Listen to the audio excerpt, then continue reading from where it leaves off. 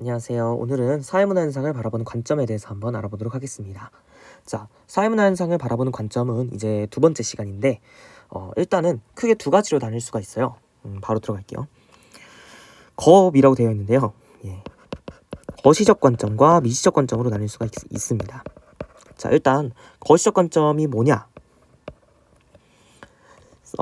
사회문화 현상이 뭔지 저번에 알아봤었죠. 그죠? 사회문화 현상은 개인의 가치가 개입돼서 나타나는 현상이라고 그랬잖아요. 그래서 이런 사회문화 현상을 바라볼 때 사회 제도와 구조 등에 초점을 맞춥니다.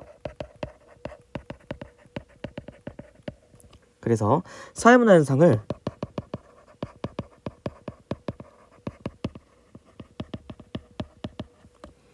사회 전체와의 관련성에 초점을 둔다는 게 특징입니다.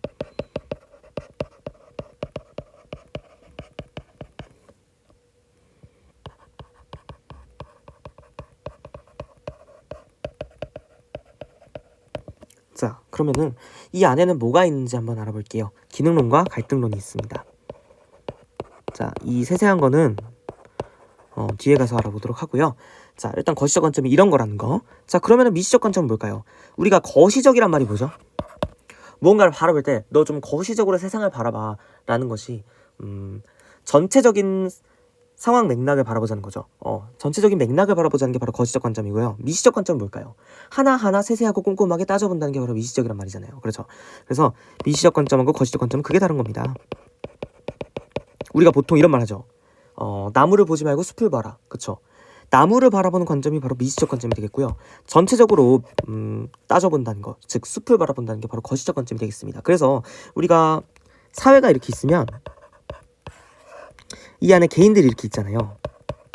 사람도 있을 거죠.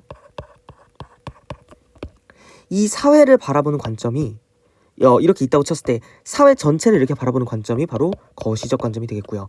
이렇게 개인의 하나하나 상호작용되는 과정, 이런 인간의 행위에 대해서 담긴 뭐 의미 이런 거에 초점을 맞춘 게 바로 미시적 관점이 되겠습니다. 그래서 이런 좀 어휘 같은 것들은 좀 뜻을 알아주는 게 좋습니다. 자, 아까도 말했듯이 미시적 관점 뭐라 그랬죠?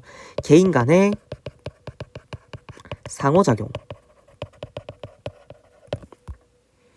과 인간의 행위 속 의미에 초점을 맞춘다.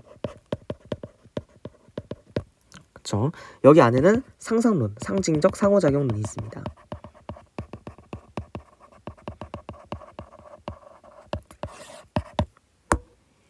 자, 그러면 지금까지 제가 말씀드렸던 론들은 론이라고 할까요? 기능론과 갈등론이 있죠. 네, 기능론, 갈등론, 그 다음에 상상론이 있다고 했잖아요. 자, 그러면 거시적 관점 중에서 기능론에 대해서 한번 먼저 알아볼게요. 자, 일단 기능론을 말하기 전에 저는 이거부터 말하고 싶어요. 어디 갔어? 사회 유기체설에 대해서 한번 말씀드려보고 싶습니다. 노란색으로 할게요.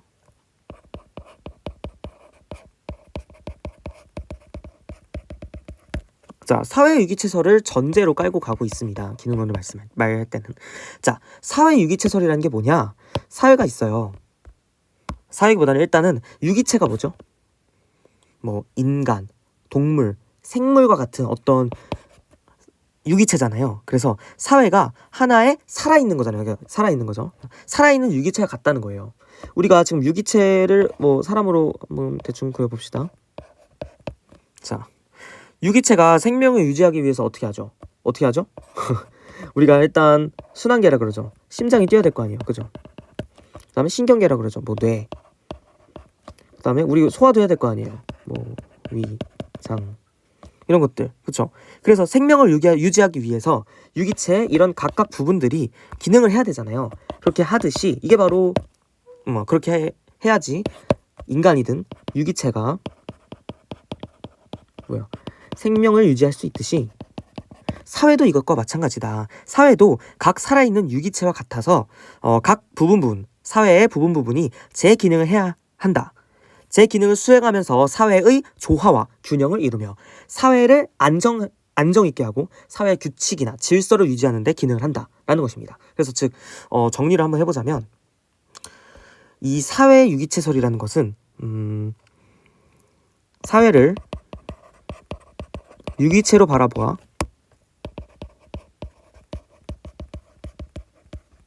바라봐서 아까 말했죠. 유기체가 어떤 생명을 유지하기 위해서는 유기체의 부분이 기능을 해야 된다. 제 기능을 해야 된다고 했잖아요. 그것 같이 이렇게 할게요. 유기체의 생명 유지 방식과 같이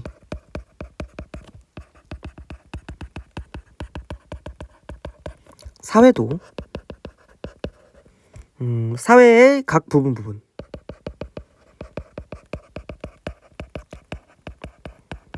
제 기능을 수행하면서 왜 이래 손에 땀이 나가지고 이러는구나 하면서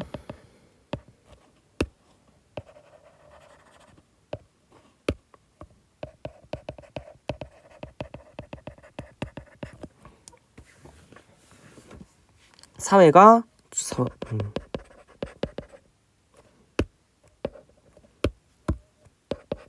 조화와 제 기능을 한다. 균형을 이룬다. 균형을 이루면서 균형이 이루어질 거 아니에요, 그죠? 균형을 이루면 사회가 안정되고 질서가 유지되게 된다. 그래서 사실 기능론도 이것과 마찬가지입니다. 즉 어떤 다양한 부분들이 사회의 전체의 존속과 통합을 위해서 어떤 맡은 기능을 수행하면서 연관이 되어 있다. 그죠? 그래서 사회 문제나 이것도 일단 알아볼게요. 기능론은 어떤 문제가 발생했어요. 기능론자들은 이렇게 얘기합니다. 어떤 문제가 발생했어. 문제. 자, 어떤 문제가 발생했는데 이걸 어떻게 바라볼까? 우리가 유기체에서의 생명 활동 유지, 그러니까 생명 유지를 하는데 문제가 생겼어. 이건 바로 뭐가 되죠? 네, 바로 어떻게 병에 걸렸다거나 병이라고 하잖아요. 우리가 질병. 그래서 사회에서 문제가 일어난 것을 뭐라고 바라보냐면요. 병리적 현상이라고 바라봐요. 병리적 현상이라고 말해서 어떤 사회에 문제가 발생했을 때 사회의 각 부분이 제 기능을 수행하지 못했을 때 얘기하는 거죠. 그렇죠? 그래서 어떤 문제나 사회에서는 갈등이겠죠. 갈등이 일어나는 것은 사회의 각 부분, 즉 구성 요소가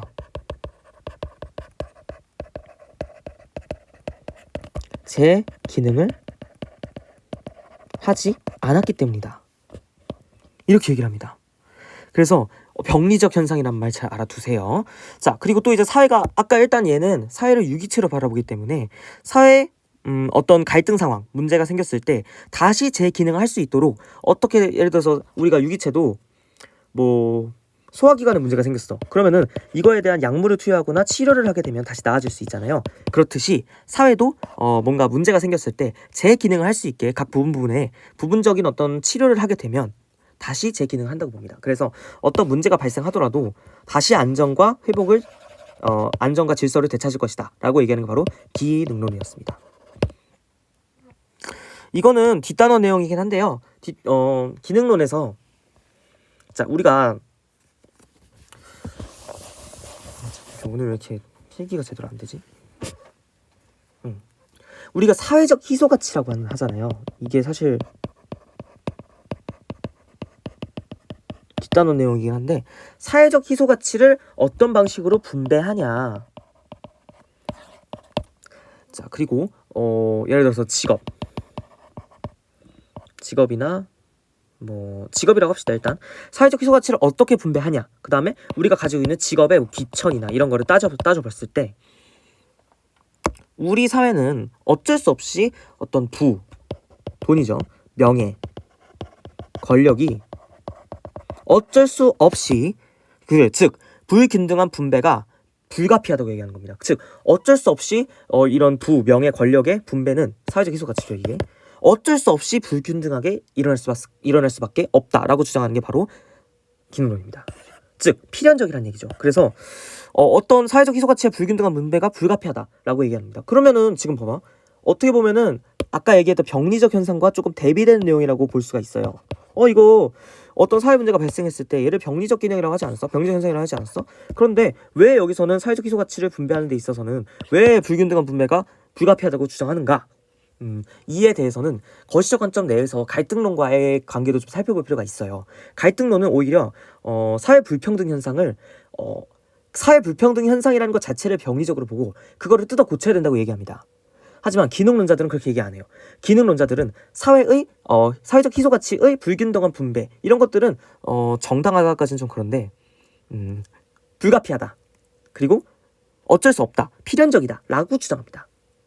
예, 그래서 여기서의 사회 문제, 갈등과 사회적 불평등과는 다른 문제입니다. 즉, 기능론자들은요, 갈등, 그 다음에 불평등, 이거를 다르게 본다는 거예요. 왜? 갈등에 대해서는 병리적으로 보면서 불평등에 대해서는 어쩔 수 없다라고 보기 때문에. 그래서 이것과 관련해서 뭔가 헷갈리시는 분들이 꽤 많이 봤는데 안 헷갈리셔도 된다. 이렇게만 보면 된다.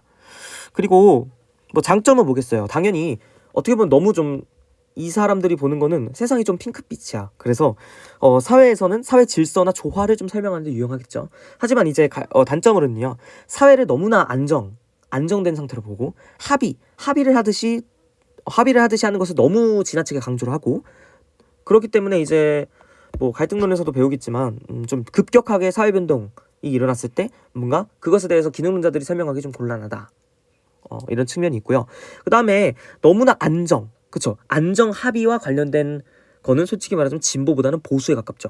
그래서 보수적인 입장입니다. 보수라는 게 그 정치적인 보수 진보를 떠나서 그러니까 뭔가 자꾸 발전하지 않는 거죠.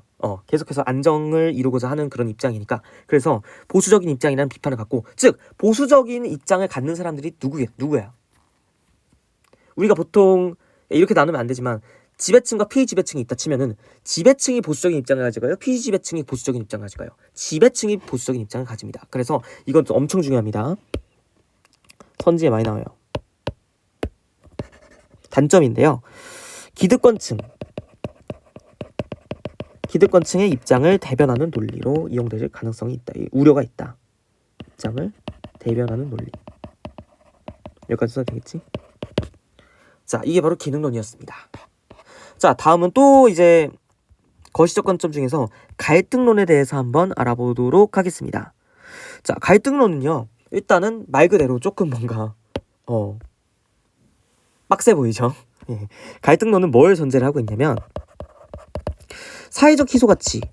아까 말했잖아요. 우리가 용량은 한정되어 있지만 모두가 갖고 싶어하는 돈, 명예, 권력 같은 거죠. 사회적 희소가치에 제가 오늘 죄송합니다.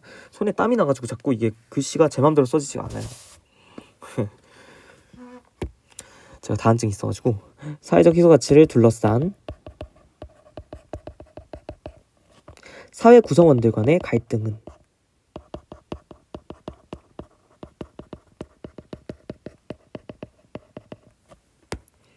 갈등과 대립의 장. 자, 얘는 사회를 이렇게 바라보는 거야. 사회라는 것은 어떤 우리가 얻고자 하는 용량은 한정되어 있지만 얻고자 하는 그런 사회적 희소 가치를 둘러싼 어떤 사람들의 사회 구성원들 간의 갈등과 대립의 장이라는 겁니다. 그렇죠? 그래서 얘네들은 기본적으로 지배 집단과 피지배 집단으로 나뉘어요. 지배 집단은 뭐죠? 지배하는, 즉 사회적 희소 가치를 갖고 있는, 부와 권력을 갖고 있는 사람들. 피지배 집단은 뭐죠? 그런 거를 갖고 있지 않는 사람들. 그래서 이게 마르크스랑 굉장히 연계가 많이 되는데 마르크스가 대표적인 갈등론자죠. 그래서 지배 집단과 피지배 집단으로 나뉩니다. 사회적 희소 가치를 획득한 자들, 가지고 있는 자들. 사람 인자입니다. 그래서 지배 집단은 어떤다? 부와 권력, 그들의 사회적 희소 가치인 부와 권력을 이용해서 지배 관계를 계속해서 유지하려고 한다.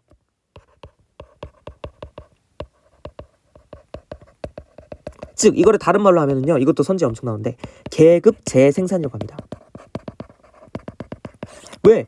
우리가 내가 지배 집단이야. 그러면은 이런 사회적 희소 가치를 내 후손들에게도 계속 물려주고 싶을 거 아니야. 그쵸? 그러면은 이런 사회적 희소 가치를 가지고 있는 사람들은 이거를 계속 유지하기 위해서 계급을 재생산해낸다. 이런 뜻입니다. 그래서 자신의 기득권들을 계속 유지하기 위해서 일단은 계급 재생산 유지하려고 하고요. 그 다음에 피지배 집단입니다.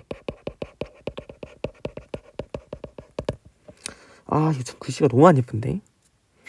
자, 어쨌든 피지배 집단은 어때요? 이런 지배 집단에 있는 사회적 기소가 즉 불평등을 어떻게 하려고 해? 해결하려고 합니다. 이에 도전합니다. 그래서 이래서 갈등과 대립이 항상 있을 수밖에 없다는 겁니다. 지배 집단에게 도전한다. 이게 바로 어떻게 보면 프롤레타리아의 혁명에 대한 내용도 될 수 있겠습니다. 마르크스가 이렇게 말했어요. 이게 계급론, 계층론에서도 나올 텐데 계급론이죠. 이 세상에는요, 부르주아와 프롤레타리아가 존재합니다. 부르주아는 즉 이런 지배 집단 얘기하는 겁니다. 이게 바로 부르주아고요. 사회적 희소 가치를 획득하고 있어서 피지배 집단을 계속해서 억압하고 그런 집단 바로 부르주아라고 불렀고요. 피지배 집단은 뭐겠어요? 프롤레타리아, 즉 이거를 겪고 있는 사람들, 겪어야 하는 사람들이죠. 그래서 마르크스가 이렇게 얘기했어요. 우리가 프롤레타리아들이 피지배 집단이 혁명을 일으켜가지고 지배 집단을 물리쳐야 된다. 이렇게 얘기한 게 바로 갈등론입니다.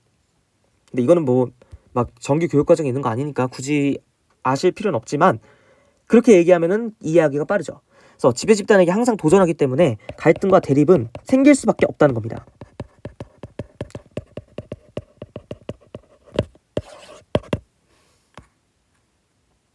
자, 그러면은 아까 위에서 기등론은 뭐라 그랬어? 사회 통합은 합의에 의해서 이루어진다 그랬죠.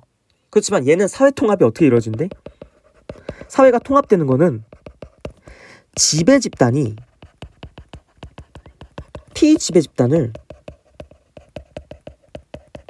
지배 집단에게 강제로 억압하기 위해서 사회 통합이 이루어진다. 억압을 하는 가운데서 이루어진다는 말입니다. 강제적으로. 그렇죠? 자, 그래서 아까 말했잖아요. 사회 각 부분은 이건 바로 기능론이었죠. 그런 기능과 역할도 지배 집단이 정한 것으로 규정을 했기 때문이다 라고 얘기를 합니다. 그래서 얘는 어떻게 말하냐면요, 강제와 억압을 통해서 어떤 기정사실로 된 뭐 그런 상황이며 불평등을 재생산하는 도구에 불과한다. 즉 사회통합이 이렇게 말하고 있습니다. 장점은 뭘까요? 장점은 일단 뭐 지배 피지배 그리고 뭐 갈등의 이해 도움이 됨. 즉 지배와 피지배로 나뉘었기 때문에 이런 그 둘 간의 관계와 갈등이나 대립의 어떤 좀 측면을 이해하는 데는 유용할 수 있겠죠. 하지만 단점은 일단 단점이 너무 잘 보이잖아요. 그쵸? 어때? 너무 지나치게 갈등을 강조해요.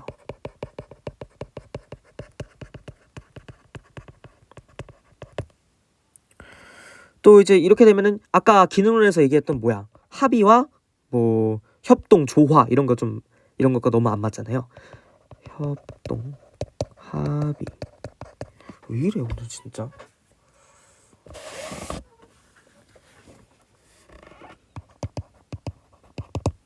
자, 이런 것들과 잘 안 맞는다는 거죠. 이런 거를 좀 경시하는 측면이 있다. 그래서 어떤 사회의 복잡한 관계를 어떻게 보면 단순화했다고 할 수 있어요. 이거는 계급론, 계층론 가서 다시 마르크스와 베버 얘기로 배울 텐데 너무 단순화했어요. 두 가지로. 또 이제 경제적인 측면에서만 바라봤다라는 점이 있죠. 근데 얘는 뒷단에서 배우니까요. 모르셔도 됩니다. 자, 그러면은 우리 이제 거시적 관점은 끝났어요. 아까 거시적 관점 뭐라 그랬죠? 사회 제도나 구조 등에 초점을 맞췄다. 아까 말했잖아요. 기능론도 뭐라 그랬어? 사회를 유기체로 바라봐서 사회 안에서 이루어지는 어떤 합의로 인해서 사회가 통합이 된다. 그쵸? 그다음에 갈등론도 결국 거시적 관점이기 때문에 어떤 사회에서 발생하는 갈등과 대립, 즉 사회를 좀 넓게 봤어. 거시적으로 봤다. 라고 볼 수 있겠습니다. 자, 이제 미시적 관점을 볼 건데요. 미시적 관점은 상징적 상호작용은 하나밖에 없습니다. 볼게요. 자, 얘는 일단 상징적 상호작용론은 인간을 어떻게 보면 개인과 사회를 바라보는 관점 중에서 개인을 좀 더 중요시하는 관점입니다. 인간은 어때? 자율성을 띤 하나의 능동적인 존재이다. 그쵸? 그리고 사회문화 현상은요, 사람들이 하나하나 말하는 거야. 개인들이 상징이라는 걸 통해서 상호작용한 결과물이다. 이거 선생님 기능론이랑 비슷한데요? 그럴 수 있는데 이게 어떻게 보면 뭐가 들어가 있냐면 주관적 의미가 담긴 현상이다. 자, 일단 볼게요. 아까 기능론에서 뭐라고 얘기했죠? 상호작용이란 말은 거기서도 나왔는데요. 여기서 뭐라 그랬어? 사회의 합의와 조화 이런 거로 나왔잖아요. 즉 사회를 바라봤다는 거야. 근데 여기서 뭐라 그랬어? 인간을 바라봤어요. 사람들이 어떤 상징을 통해서 사람들끼리 상호작용을 해가지고 사회라는 게 이루어졌다 라고 보는 것입니다. 이게 바로 상징적 상호작용입니다. 이래서 사회가 탄생했다. 그렇죠?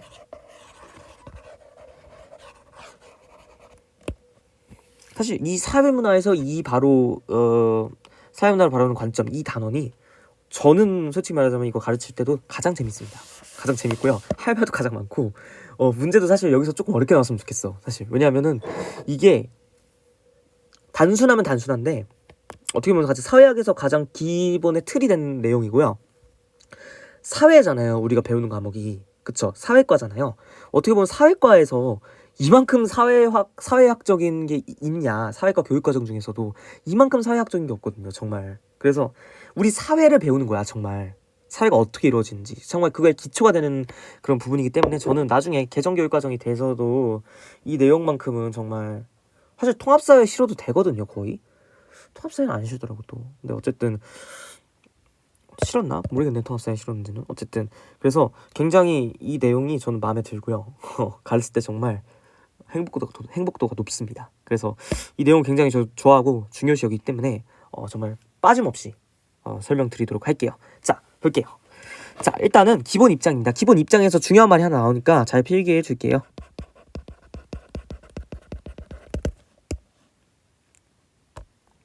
아니야. 일단은 인간이 아주 중요한 말이 나오죠. 상황정의의 기초해서 활동한다.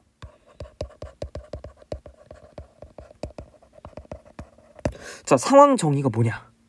볼게요. 아까 인간이 뭐를 이용해서 상호작용한다고 그랬죠? 상징을 이용해서 한다고 했잖아. 상징을 이용해서 상호작용한다 했잖아. 상황정의라는 거는 어떤 상징적 상호작용론에서 얘기하는 거죠. 개인의 행위는 타인과의 상호작용 과정에서 타인의 반응을 보고 내가 파악을 하는 거야. 파악을 하는 그런, 봐봐, 사람들이 상징을 이용한다 그랬잖아. 이제 개인과 타인과의 관계에서 상호작용을 할 때 타인의 반응으로부터 파악하는 거야. 뭐를? 상징을. 이런 상징의 의미를 통해서 파악을 하는 게 바로 상황정의입니다. 뭔 말이냐면 말 그대로 상황을 그냥 정의한다는 거야. 어떤 상황이 있어. 사람들이 있어. 말을 해, 막. 말을 하는데 얘가 말하는 것, 즉 타인과 이렇게 계속 상호작용을 말을 주고받으면서 타인이 반응을 하는 거야. 타인의 말에 반응을 하는 거야. 타인의 말에 어떤 상징이 있음을 내가 반응을 하고 반응을 통해서 파악을 하는 거야. 그렇죠? 내가 파악을 하는 거야. 좀 말을 안 나오는데 타인이 다시 말할게요. 타인이 상호작용을 할 때 상징을 통해서 반응을 하는데 이를 파악하는 거야. 내가. 그렇죠? 그래서 이를 통해서 이게 어떤 상황이구나 라고 상황을 상징을 통해서 정의를 내린다는 거야. 그렇죠? 그래서 얘를 규정하고 해석한다는 거야. 자, 한번 써볼게요. 그러면은 상황 정의가 정확히 뭔지.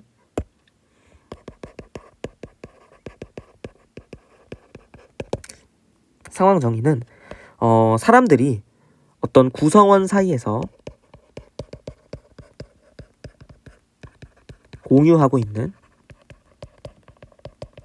상징을 통해서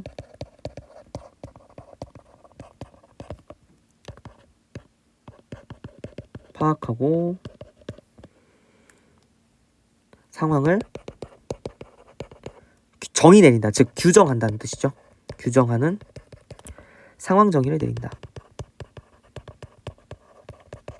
를 내린다는 겁니다. 그래서 를 내리고 자, 우리가 머릿속에서 내렸으면 이에 따라서 행동을 해야겠죠. 이에 따라 행동한다. 즉 상황에 관련한 정의가 사람들을 행동하게 하는 것이다 라는 것입니다. 이게 바로 미시적 관점의 상징적 상호작용론이었습니다. 자, 그러면은 우리가 어떻게 해야 될까? 사회문화 현상을 바라볼 때는 굉장히 균형적으로 바라봐야 돼요. 그래서 다양한 관점이 필요하고 거시적 관점, 미시적 관점 다 이제 이용해가지고 다양한 관점을 혼합해서 사용해야 될 것 같습니다. 자, 그러면은 이제 이것과 관련된 기출 문제를 한번 풀어볼 건데요. 사실 여기 있는 문제들이 쉬운 것도 있고 조금 헷갈릴 만한 것도 있습니다. 그래서 제가 유형을 3가지로 나눠봤는데, 일단은 첫 번째는 그냥 이게 글이 나와 있고 텍스트가 나와 있고 그 텍스트를 읽고 이게 기능론인지 갈등론인지 상상론인지 파악하는 건데요. 그리고 두 번째는 뭐 A, B가 나왔고 이게 뭔지, 그렇죠? 그다음에 세 번째는 퍼즐형입니다. 얘는 채점을 해가지고 얘 아니요 해가지고 좀 찾아야 되는데, 얘는 개념이 어렵다기보다는 조금 문제 유형이 조금 빡센 거죠, 하기가. 자, 그러면 올해 수능 제가 따끈따끈한 문제들만 가져왔어요. 올해 수능에 나왔던 2번 문제입니다. 자, 사회체계 안에서 인간의 상호작용이 작동하는 이유는, 자, 사회체계 안에서, 즉 사회체계를 바라본다는 거. 이 안에서 인간의 상호작용이 작동하는 이유는 행위자들에게 할당되는, 누가 할당을 해? 사회체계에서 할당이 되는 분화된 역할 구조가 있기 때문이다. 즉 분화된 역할 구조라는 건 뭐야? 이 안에 인간이 어떤 기능을 한다는 거야. 개인이 역할 구조 속에서 사회가 기대하는 행동을 수행하게 된다. 봐봐, 사회가 기대를 한다는 거잖아, 그쵸? 사회가 즉 뭔가를 개인들이 기능을 하게 할당을 하고, 그쵸? 그 개인들은 할당받은 기대하는 행동을 수행하게 된다는 거죠. 이렇게 개인이 사회의 한 부분으로서, 자, 이 말은 뭐야? 개인이 사회의 한 부분이래. 사회라는 것을 안에 개인이 있다는 거죠. 공유된 기대에 부응하여 다른 부분과 유기적으로 상호작용을 함에 따라 사회라는 완전체가 형성이 된다는 것입니다. 무슨 논일까요? 계속해서 제가 힌트를 드렸어요. 사회체계 안에서 개인이 사회가 기대하는 행동을 수행하고 한 부분으로서, 사회의 한 부분으로서 공유된 기대에 부응해서 유기적으로 상호작용을 한다. 즉 이거는 이러므로 인해서 사회라는 완전체가 형성된다. 이게 굉장히 상상론이랑 헷갈리게 적어놨는데 얘는 기능론입니다. 계속해서 얘기했죠. 사회체계 안에서 일어나는 거시적 관점, 즉 사회체계를 어떻게 보면 바라보고 있기 때문에 얘는 기능론이다 라고 할 수 있겠고요. 자, 그러면 볼게요. 상황정의에 기초한 개인 간 상호작용, 얘는 뭐였어? 상상론이었죠. 개인 행위자의 능동적이고 자율적인 측면을 중시한다. 이것도 상상론입니다. 사회의 각 부분이 상호 의존적 관계를 맺는다고 본다. 자, 이거 뭐였어요? 기능론이었죠. 사회의 각 부분이 상호 의존적 관계를 맺는다. 기능론. 이거 전제가 뭐라 그랬죠? 사회 유기체설이었잖아요. 사회의 각 부분, 즉 예를 들어서 유기체 안에 있는 뭐 콩팥이랑 뭐 뇌랑 이렇게 상호 의존적 관계를 맺잖아요. 그쵸? 뇌가 콩팥에게 명령을 내리고 뭔가 콩팥에 문제가 생겼으면 뇌한테 야, 나 잘못됐어라고 얘기하고, 그러면서 이제 뇌는 잘못됐으면 통증을 느끼잖아요. 이런 식으로 상호 의존적 관계를 맺잖아요. 사회도 똑같다. 즉 사회 유기체설이겠죠. 그리고 이제 나중에 배울 텐데 사회 명목론과 사회 실제론에서도 둘이 많이 나옵니다. 사회 계약설이 사회 명목론, 이 유기체설은 실제론, 이런 식으로 나오는데요. 이거는 뭐 나중에 알아봐도 되고, 사회는 스스로 균형을 유지하려는 속성을 가진다고 본다. 제가 아까 뭐라 그랬어요? 어떤 사회에서 병리적 현상이 발생하더라도 우리가 부분에 대한 치료를 해주게 되면은 다시 원상태로 돌아가게 된다. 즉 어떤 문제가 잠깐 발생하더라도 다시 원상태로 돌아가려는 그런 스스로 유지하려는 속성을 사회가 가지고 있다라고 본 게 기능론이었습니다. 지금 얘도 기능론에 대한 얘기를 하고 있는 거예요. 그래서 정답은 5번이 되겠습니다. 자, 올해 올해입니다. 올해 아니죠. 작년이죠. 작년 육모에 나왔던 2번 문제입니다. 얘가 정답률이 높지 않았어요. 네. 이거를 뭔가 잘못 읽은 친구들이 많았던 것 같아요. 볼게요. 개별 구성원의 이익과 집합체의 이익 간 불일치는 사회적 갈등으로 나타날 수 있다. 자, 갈등이 나왔는데 여기서 바로 찍고 갈등론이다 라고 찍으시면 안 됩니다. 자, 여기까지는 그럴 수 있어요. 개별 구성원의 이익과 집합체의 이익 간 불일치는 사회적 갈등으로 나타날 수 있다. 이때 중요한 것은 서로 다른 개인들의 이익이 사회적 관계 내에서 작용한다는 점이다. 개인은 자신의 이익을 온전히 추구하기 위해 사회 내 구조화된 관계에 의해 규정된 역할 속에서 다른 구성원들의 이익 추구 과정을 고려해야만 한다. 이러한 과정을 통해 집합체는 안정적인 상태에 도달한다. 라고 했습니다. 일단은 나 기능론이야 라고 주장하는 멘트들이 꽤 많았는데도 불구하고 얘를 많이 틀렸나 보네요. 자, 일단 볼게요. 개별 구성원, 나 자체의 이익과 사회에서, 집합체에서의 이익에 불일치가 생길 수 있다는 거죠. 그러면 그게 당연히 갈등으로 이루어질 수 있죠. 이때 중요한 것은 다른 개인들의 이익이 사회적 관계 내에서 작용한다는 거야. 그래, 사회적 관계까지 그럴 수 있겠죠. 개인은 자신의 이익을 온전히 추구하기 위해 사회 내 구조화된 관계에 의해 규정된, 즉 개인이 있는데 개인이 사회 안에서 어떤 규정된 역할이 있다는 거죠. 규정된 역할이 있고요. 그 역할 속에서 다른 구성원들과의 이익 추구 과정을 고려해야 한다. 그래서 이렇게 하게 되면은 집합체는 안정적인 상태에 도달한다. 안정적인 상태. 계속 내가 기능론을 했잖아, 그죠? 그래서 얘가 기능론이 되겠습니다. 대립과 갈등을 사회의 본질적 속성으로 본다. 이거는 솔직히 봐봐. 위에 갈등 이 단어 하나만 보고 이거 기억 안 돼요. 틀렸습니다. 질서와 안정에 기반한 점진적 사회 변동을 설명하기 어렵다. 아니죠. 우리가 질서와 안정에 기반한 건 기능론이었잖아요. 그렇죠? 사회적 갈등을 균형 회복을 위한 일시적인 과정으로 이해한다. 그렇죠? 아까 갈등 뭐라 그랬어? 균형 회복을 위해서 일시적으로 존재하는 상황이라고 했잖아요. 디귿만 맞습니다. 정답 2번입니다. 자, 이제 재작년이죠. 재작년 6월에 실시되었던 2사 6모를 한번 보도록 하겠습니다. A와 B가 나왔는데요. 자, 볼게요. 지배 집단, 피지배 집단 나왔으니까 바로 갈등론이라는 걸 알 수 있지만 다 읽어보도록 할게요. 지배 집단과 피지배 집단은 재화나 권위 또는 권력과 같은 희소자원. 얘가 바로 사회적 희소가치죠. 차지하기 위해 서로 끊임없이 투쟁한다. 두 집단의 이익은 양립할 수 없으므로 갈등은 필연적이고 자연스러운 현상이다. 얘는 갈등론이 되겠습니다. 사회체계는 기본적으로 균형 상태를 유지하기 때문에 균형 상태, 적대, 긴장, 모순, 투쟁과 같은 갈등은 일시적인 현상이다. 따라서 갈등은 균형을 유지하려는 사회체계의 속성으로 인해서 머지않아 조화롭게 조정된다. 너무나 기능론적인 얘기였습니다. 사실 작년에 실시되었던 기갈상의 문제들은 기갈상이 뭐냐면 기능론, 갈등론, 상상론이에요. 조금 뭔가 독해를 하는 데 있어서 이게 뭐지? 기능론인지 갈등론인지 상상론인지 조금 파악하기 어렵게 출제가 되었는데요. 이 전의 문제들은 어렵진 않았고 그래서 제가 이거 왜 가져왔냐면 이 선지 때문이에요. 볼게요. A는 상황 정의에 기초한 개인 간 상호작용을 중시한다. 아니죠. 상황 정의 뭐라 그랬어? 상상론이었죠. B는 기능론은 사회적 희소가치의 불균등한 분배가 불가피하다고 본다. 자, 이거를 그냥 넘기면 안 돼. 아까 내가 뭐라 그랬어? 기능론에 헷갈릴 만한 부분이 있다 그랬죠. 일단 우리가 갈등과 대립을 어떻게 본다 그랬죠? 기능론은 갈등과 대립은 병리적으로 봐요.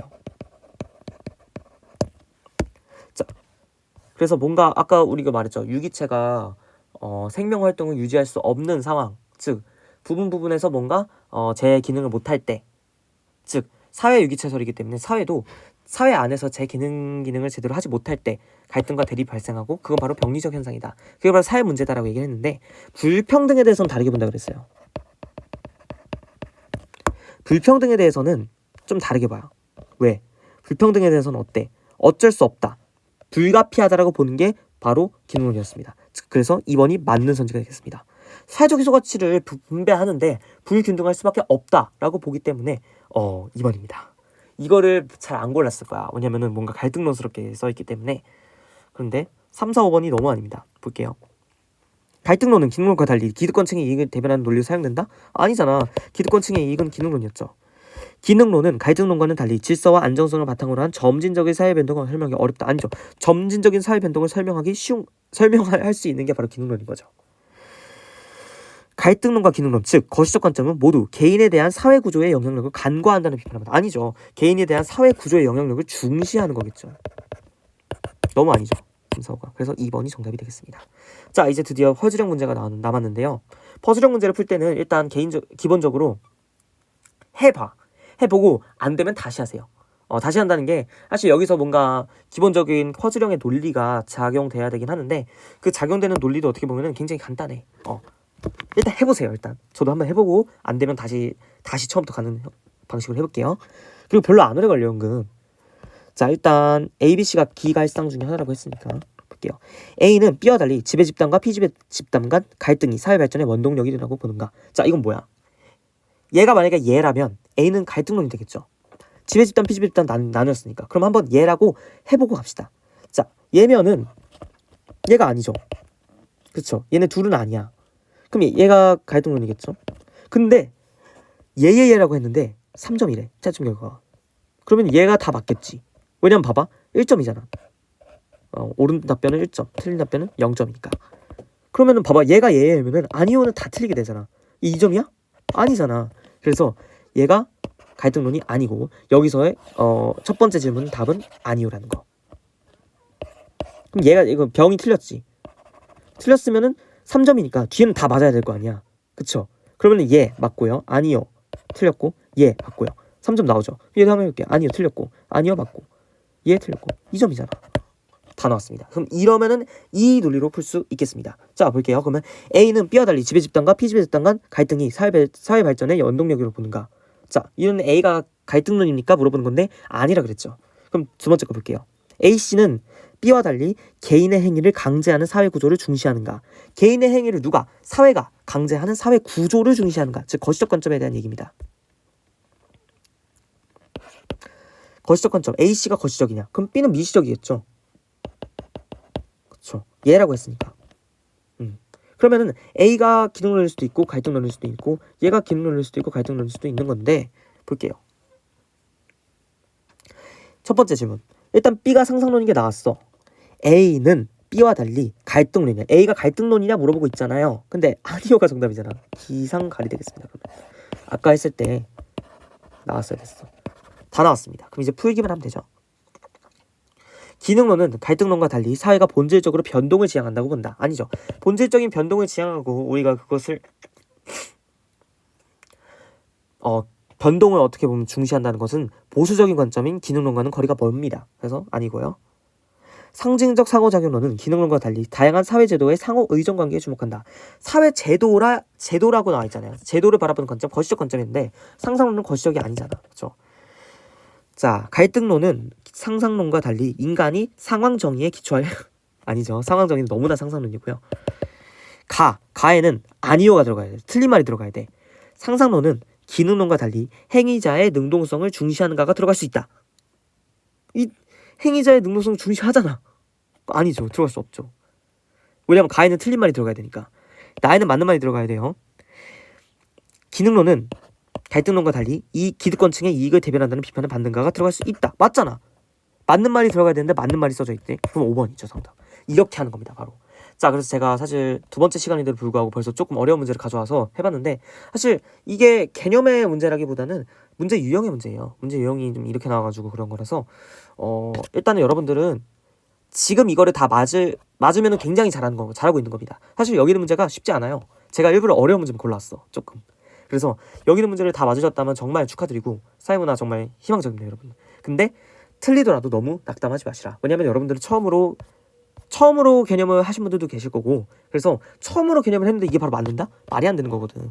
계속해서 문제를 풀면서 연습을 하셔야 되는 거고, 사회문화라는 과목이 사실 개념이 뭐 쉽다 이렇게 얘기하는데 개념이 사실 적은 건 맞아, 양이. 그렇지만 그렇다고 해서 문제가 쉽냐? 그건 아니거든요. 왜냐면 그거를 알아, 평가원도.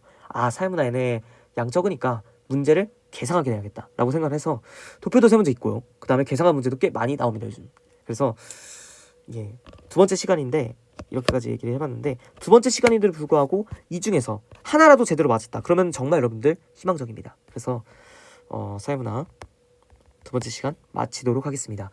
그리고 제가 업로드가 너무 늦어져서 정말 죄송합니다. 거의 한 달 가까이 잠수를 타가지고 제가 죄송합니다. 다음번에는 이제는 꾸준히 잘 올리도록 하겠습니다. 감사합니다.